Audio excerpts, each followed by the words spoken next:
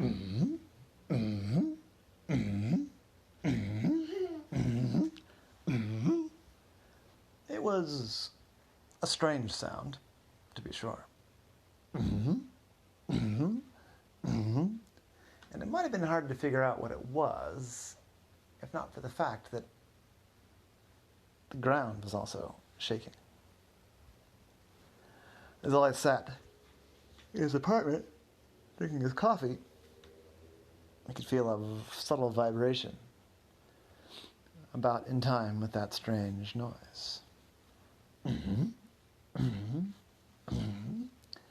It sounded kind of like you would imagine a big rubber ball would make. So Ollie, after he kept it going for a few minutes, decided to have a look around. He went up to the roof of his apartment building. The door was stuck a little bit, but he got through, and then he looked around. And there he saw the strange thing making the sound. And he understood, of course, why. It was making his apartment shake a little bit. Because there, right at the corner, 400 feet away from the front door of his apartment building, was a giant eyeball bouncing in the intersection. And when I say giant, I don't just mean bigger than a normal eyeball. I mean, this thing was huge. It was probably 2.5 stories high. And, roughly spherical.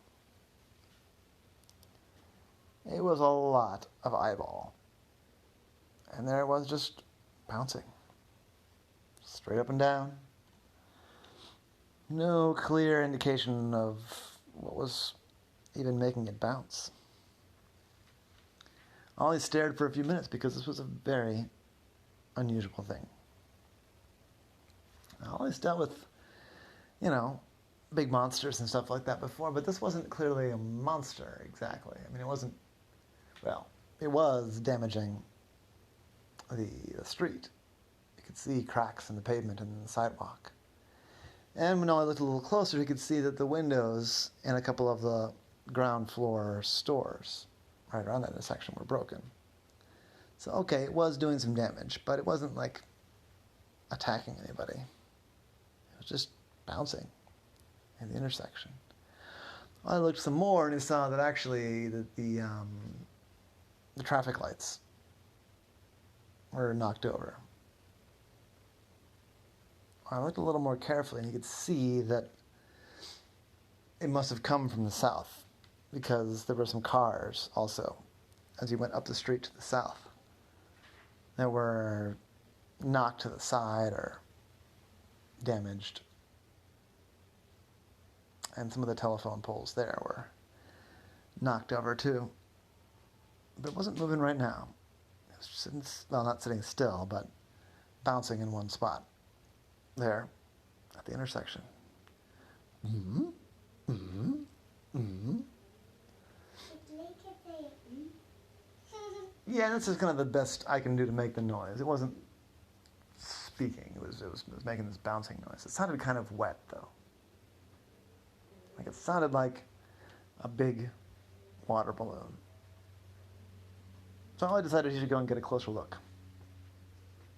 So he went downstairs, went out his apartment door, started making his way toward the eyeball. As he got down onto the ground floor and onto the sidewalk, then he could really feel the impact in the sidewalk as he walked, shaking the whole place in rhythm with the bouncing. The coffee shop across the street from his apartment building the employees were all coming out and they were just staring. And in fact, a bunch of people were out around just staring at this, as you would. Not every day a giant eyeball appears and starts bouncing in the middle of the street. There were probably 50 people, all kind of in a vague circle, not sure how close to get, not sure how dangerous it was, staring at this thing. The police had arrived, but they didn't know what to do either. with this big eyeball just bouncing there. I went over to the police officers to see if it was one of the police that he knew, and it was, actually. One of the officers was his friend Maria. I said, "Hey, Maria, how's it going?" I said, "Oh, hi, Ollie. Fine. Just trying to figure this situation out." I said, "Yeah. Well, what do you think, Ollie? Should we shoot it?" I said, "I don't know. It's done some damage, but I'm not sure it's breaking any laws exactly." He said, "Yeah, I don't even know. Yeah, I don't think I'm going to shoot it because I don't know what happened to the bullet. Would it bounce off? Would it pop the eyeball? What would it do? I don't even know. So, no, you're right. We shouldn't shoot it. Not until we know more." Do you have any ideas, Ollie, about how we could find out some more? We looked, and it was bouncing, so you couldn't just walk up and touch it. You'd be knocked over. And I said, "Well, I do see one thing." I said, "What? You sound not pleased about it." So what I see is that you can't really approach it from the side or from the bottom, or you get knocked over and squished. But you could approach it safely from the top. I said, "Oh, from the top. I don't know how I'd get up there." And I said, "No, you're right. I see how I could get up there. And I feel like I'm going to have to." So what do you mean? "Well, if I go to that apartment building, across the street there, get up in that 3rd or maybe 4th floor balcony, maybe the 5th floor balcony, I could jump. I could jump and land on the thing.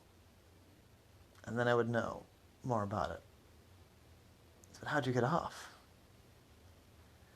I said, "Getting off, I think I could do okay. Just have to catch the balance at the right time." I said, "Well, I'm not going to tell you to do that because that sounds crazy, but if you want, it'd certainly be good to have the information." I said, all right, here I go." So Ollie went around, and he went up into the apartment building. He decided the 5th floor would be better. And he knocked on the door of the apartment in the corner. And the person answered, said, "Hello? Yes? I'm sorry. Who are you?" I said, "My name's Ollie. I'm a private eye. I'm here because I need to get on top of the eyeball." I said, "Oh, good. I'm glad someone's doing something, but how can I help?" "Oh, yeah. I need to get to your balcony." "That doesn't sound safe." "It's not the safest thing I've ever done, but, I'm pretty squishy. So I feel like I can make it, do it safely. Although, I noticed that the person that answered the door was kind of a big dude. I said, "It'd be even more helpful." I said, "What? Would you be able to throw me?" I said, "I don't know, man. This is pretty weird. I've got a giant eyeball bouncing outside of my apartment, and now an octopus that I've never met before wants me to throw it at the eyeball. It's pretty weird." I said, "Yeah, no, I can see that that's an unusual situation for you. It's an unusual situation for me, but I got to get on that eyeball. I'm the only person that can get some information. I could jump it and probably make it, but if you throw me, I could definitely make it." "I guess. How much do you weigh?" "Not much. I only weigh about 10 pounds. I said, All right. If that's really what you want. I'm not being held accountable if you get hurt, though." I said, No, I understand. So let's go down your balcony and give me a good chuck." So they did it. They went out to the balcony. The guy picked up Ollie. Said, "All right, you're sure?" I said, "I'm sure." And with a big football-type throw, he threw Ollie through the air. Ollie flew through the air, got himself pointed in the right direction, and landed there on the eye, bouncing. And he grabbed on with his suction cups. Right away, he had one piece of information, is that the outside of the eyeball was not wet. It was dry. but it was soft and squishy, kind of like a silicone toy. Ollie poked at it, and it was, yeah, it had some give. Whatever the outside was, it didn't feel like it was all that thick. Ollie could almost feel the squishiness inside. He tried to walk around a little bit. It was hard because it was bouncing, so he really had to hang on with the suction cups even as he walked around. But he's able to move around some. And he noticed that he landed off to the side a little bit. He got up to the very top, though. There was a rectangle there. I went over to the rectangle. And right around the rectangle, it wasn't as squishy. It was rigid a little bit. And when we looked more closely, that rectangle had a little handle. That rectangle looked like a door. So Ollie went over there. He looked at the handle, looked at the rectangle. He said, well, one way to find out. So with one swift motion, he pulled the handle, opened up the door, and slid his way inside. Inside it was dark. Just a big column, an empty column. And there was a ladder, so he climbed down the ladder. And he got about 3/4 of the way down, and a voice said, "Who's there? Who's there? You're not supposed to be in here. What's going on up there?" And then a flashlight came up the tunnel, shined right on Ollie. Said, "You, octopus, what do you think you're doing?" I said, "Well, I'd ask the same of you. What's this all about there?" He said, "Why should I answer your question? You're the one trespassing inside my eyeball." I said, "Yeah, about that. Why do you have a giant eyeball that's bouncing in the middle of Charles Street? Or St. Paul Street, rather?" Wait, what? I said, "Yeah. This big giant eyeball we're in, it's bouncing up and down in the middle of St. Paul Street, right in Charles Village. There are like 100 people outside staring at the eyeball." "Oh, that's not good. That's not where I thought I was." So where did you think you were?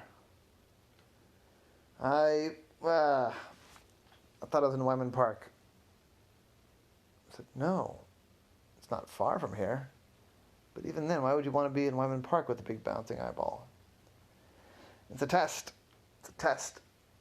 It's a test. It failed the test. Well, kind of. It looks like an eyeball, huh?" I said, "Yes. And how'd you get in?" I said, "I had somebody throw me onto the top. So nobody else knows there's a hatch at the top." Well, I said, not that I know of, no. I mean, maybe the guy that threw me was watching." "But you say I'm in the middle of the street." I said, "Yeah." "That won't do. This is supposed to be a secret test. It's going to go to an abandoned part of Wyman Park." I said, "Well, how'd you end up here?" "I must have made a miscalculation. I'm a researcher." I said, "Okay. Are you at Hopkins?" "No, they wouldn't have me.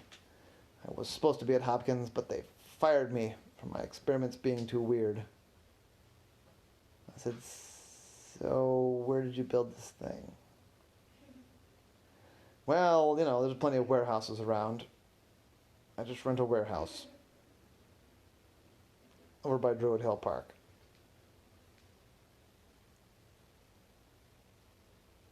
I said, "Well, here's the thing, man. I don't know what your story is. I don't know why you built a big bouncing eyeball.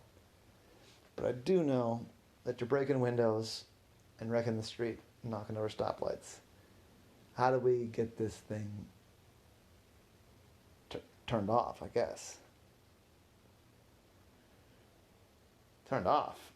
This is my greatest triumph. Why would I turn it off?" "Because if you keep this up long enough, somebody's going to start shooting at it. The police. They're going to get freaked out. They're going to decide it's a threat. They're going to decide to shoot the threat." "Oh, that wouldn't end well. That wouldn't end well at all. That would rip the membrane And then, I said, and then all the fluid would pour out all at once. The damage would be immense. I said, okay. So if you don't want that to happen, then how do we stop the bouncing and start training this thing? I said, are you sure we have to? Yeah, I mean, you don't even know which part of the block, you don't even know which part of the city you're in. You're like blocks away from Wyman Park. Oh, if I'm blocks away, then I left a pretty big trail of destruction, didn't I? I said, yeah, probably. I only saw one block, but it was pretty torn up. So you said you're a private eye, not a cop? I said, I'm a private eye, not a cop. How do I get out of this without going to jail? I said, well, I think if we shut it down, drain it out, and then you make it very clear that this was all an accident, you might be able to stay out of jail. Can't promise anything. All right, hold on. You can come on down if you want. Oh, I came down, and inside there was this big, well, not big, but there was this control room. It had several buttons and levers and knobs and a valve. And I said, well, it's complicated. I said, yeah, no, it took a while to figure all this out, but it's meant to be a weapon. I'll have to admit that. But just to you. I said, a weapon? I said, yeah. Yeah. It inflates with remarkable speed once you hook it up to a water supply. So this big, crazy-looking thing can deploy in like 10 minutes. And it can bounce down the street or bounce on the countryside and wreck shop. I said, so you're a weapons designer? I said, yeah, that's what they didn't really like, really. Everybody else is all building things to make green energy and plant trees and cure cancer, and that's all fine, but somebody's got to make the next cool weapons. But they didn't want me anymore, so I took my shop private.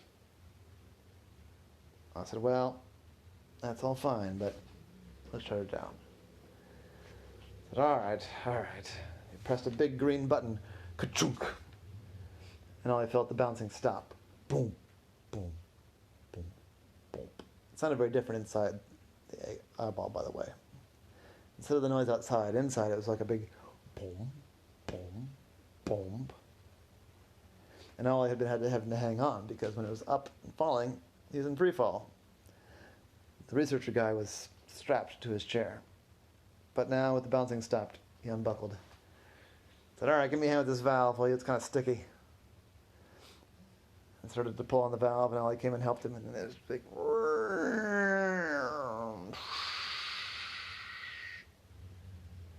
And I could hear the sound of water rushing.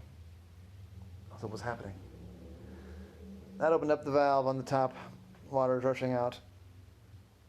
About 5 minutes, we'll be on the ground. They'll all be deflated, and I'll have a lot of cleaning up to do.